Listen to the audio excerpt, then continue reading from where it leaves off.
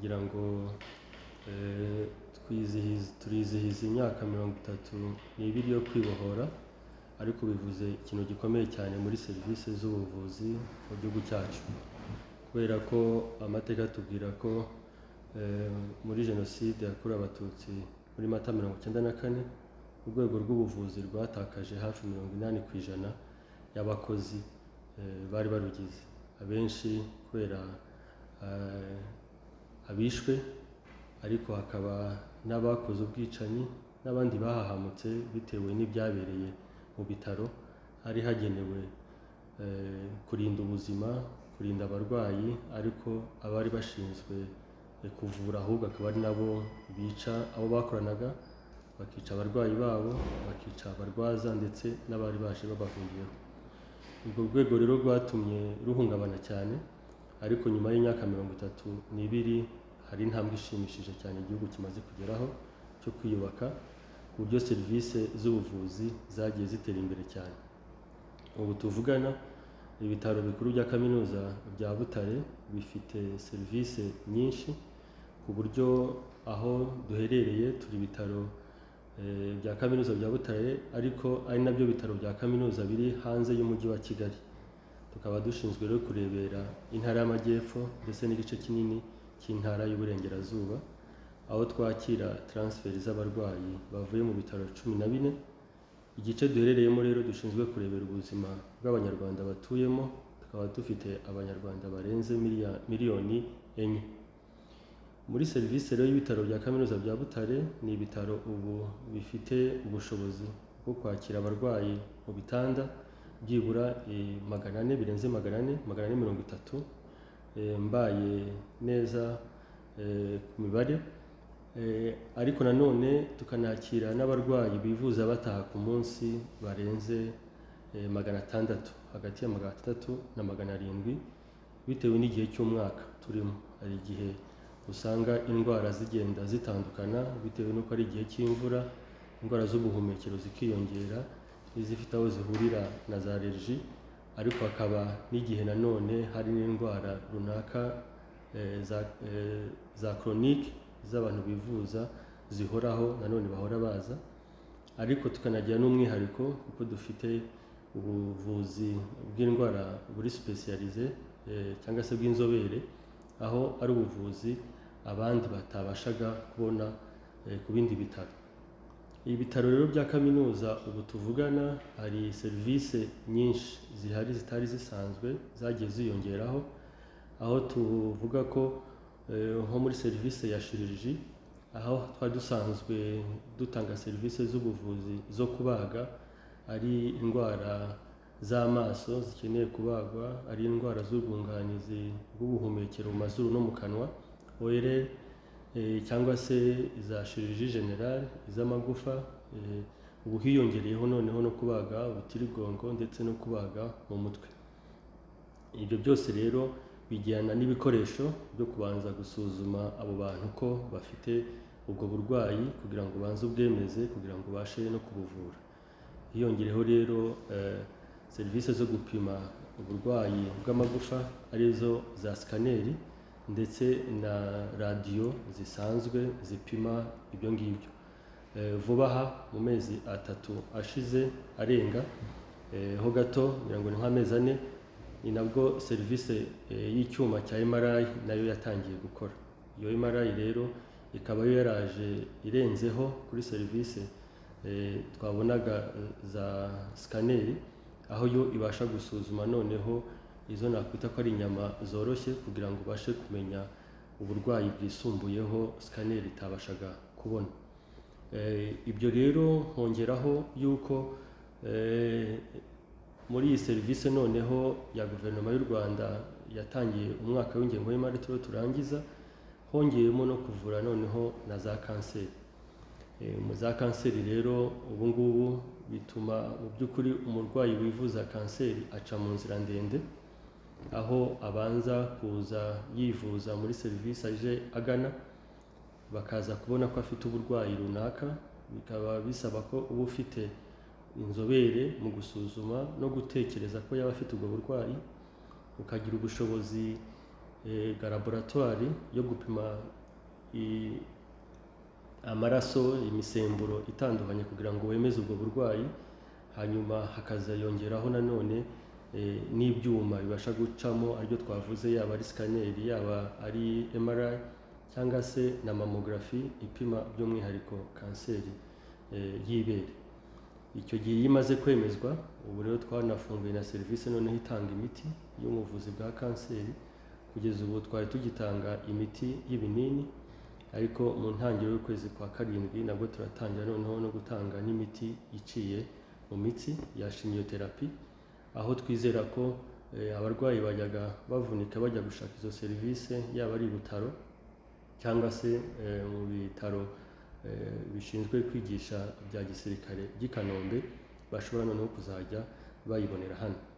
Ariko nsubiye inyuma gatoya, no mu burwayi bw'amagufa, uko icyizere cy'ubuzima kigenda kizamuka cy'Abanyarwanda, hari uburwayi bw'abantu bakuze tutari dusanzwe tuvura cyane, aho uko abantu imyaka igenda yisumbura ijya hejuru, amagufa agenda asaza, ariko no mu bice navuga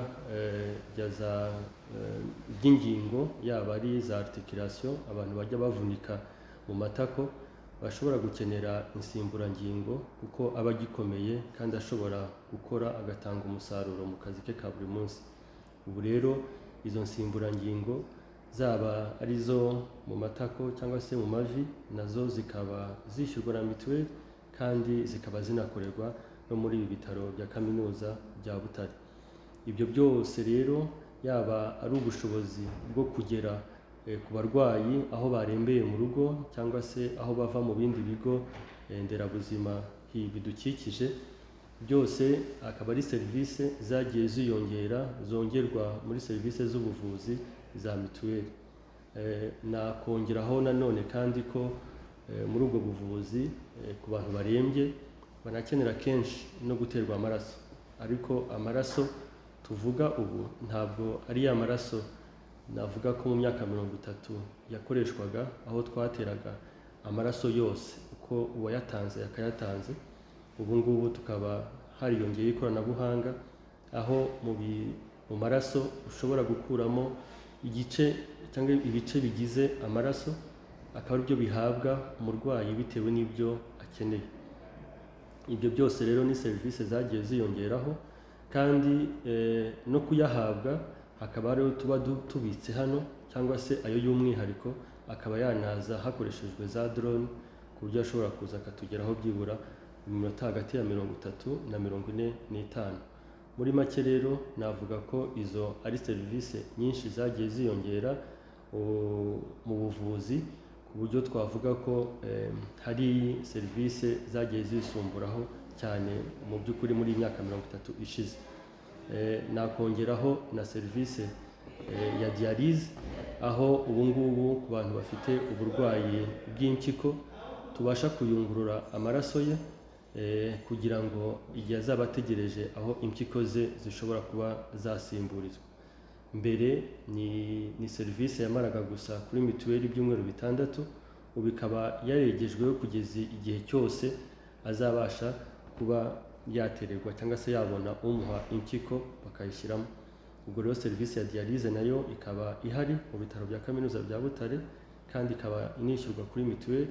Tukaba rero twizera ko ibyo byose guverinoma y'u Rwanda na serivisi y'ubuzima ari intambwe ikomeye cyane yatewe muri iyi myaka 32 ishize twibohoye.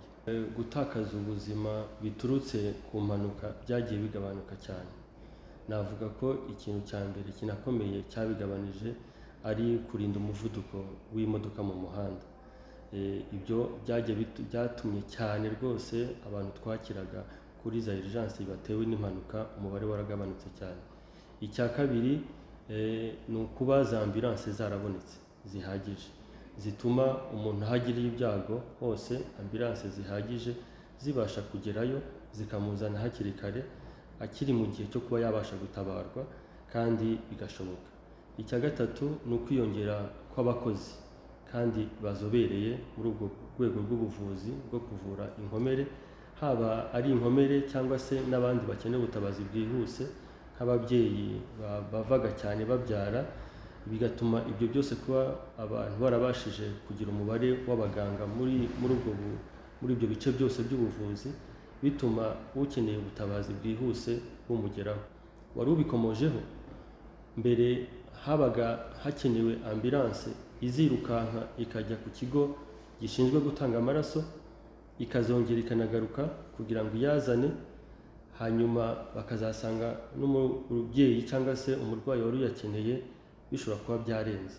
Ubu rero no gukoresha drone birafasha cyane kuko dusabira amaraso muri system, amaraso akenewe akaba yakugezeho mu gihe gito cyane, utarinze gukoresha rwa rugendo rw'imodoka yagombaga kujya yashaka, haba ari mu bihe by'imvura cyangwa se imihanda nayo twavuga ko yagiye ikemurwa cyane, ku buryo hirya no hino mu bitaro hari imihanda myiza ihagera na ambulance zikabasha kwihuta.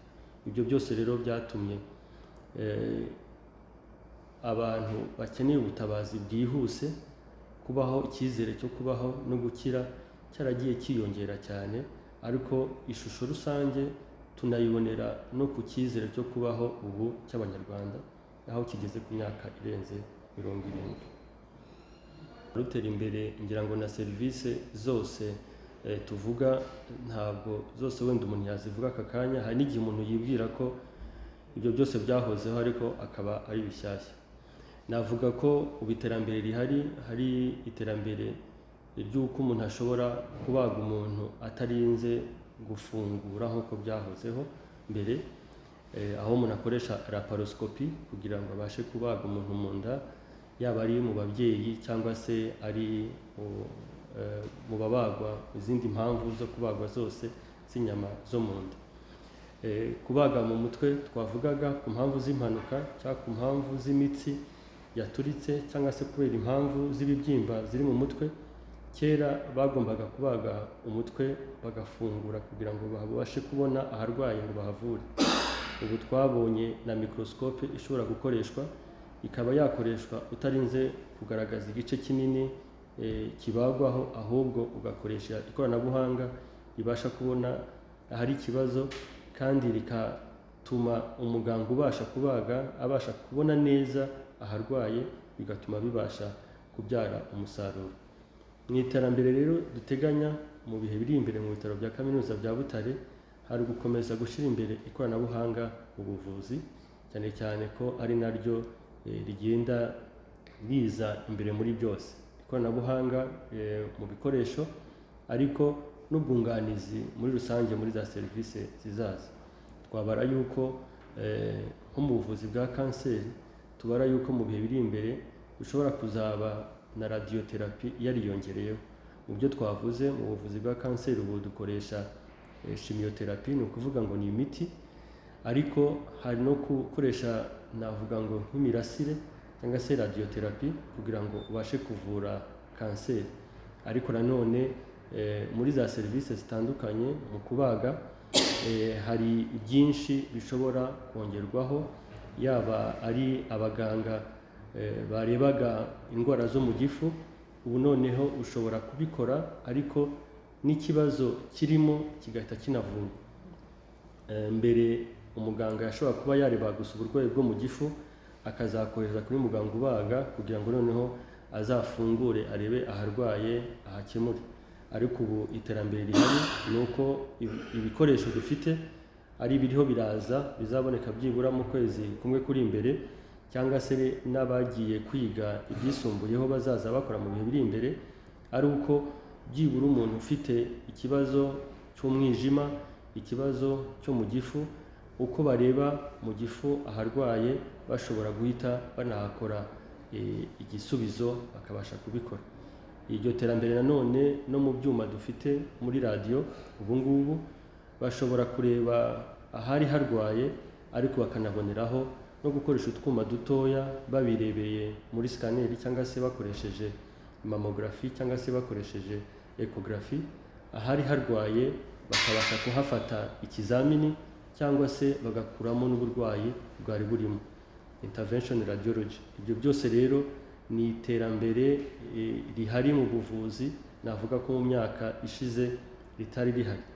Mu buvuzi bw'indwara z'umutima cyangwa se indwara z'imitsi muri rusange, ubundi twarebaga ahantu harwaye umutsi w'amaraso urwaye, bigakenera ko umuntu abasha kubaga akawugeraho, niba ari uwakomeretse akawusana cyangwa se akawusimbuza.